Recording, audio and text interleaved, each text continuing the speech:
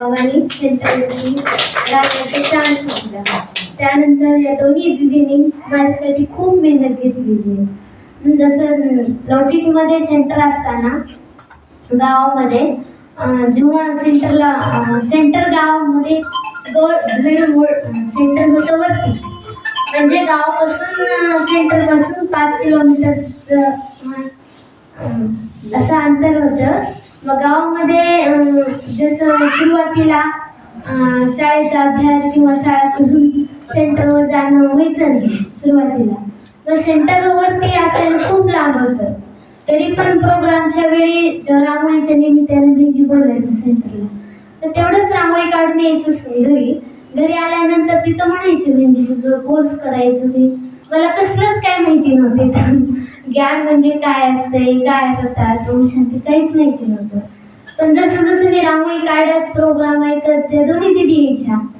दिदी तेवढंच त्यांचं ऐकायचं आणि परत असं कधीच डोक्यात घेतलं नव्हतं की हे बहिणी आहेत इथं ज्ञान ऐकतात म्हणजे ज्ञान सांगतात.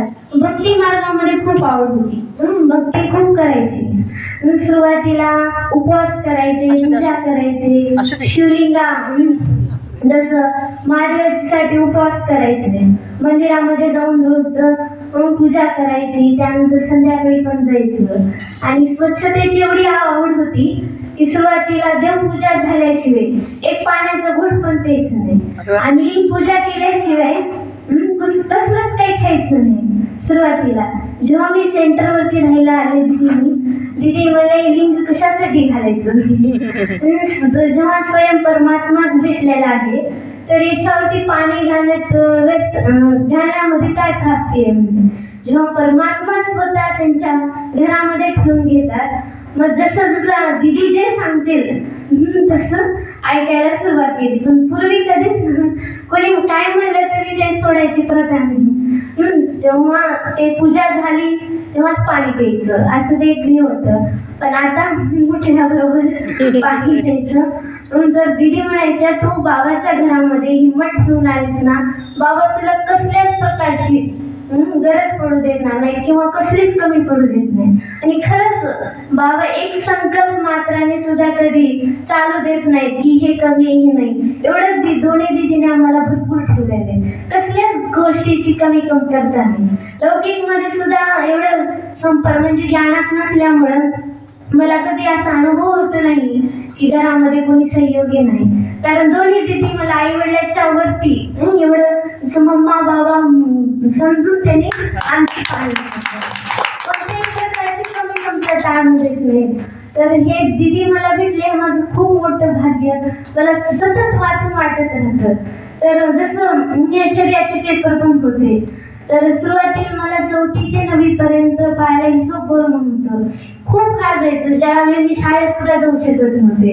मग हळूहळू जसं वर्ग वाढत गेले तसं त्रास पण खूप व्हायचा.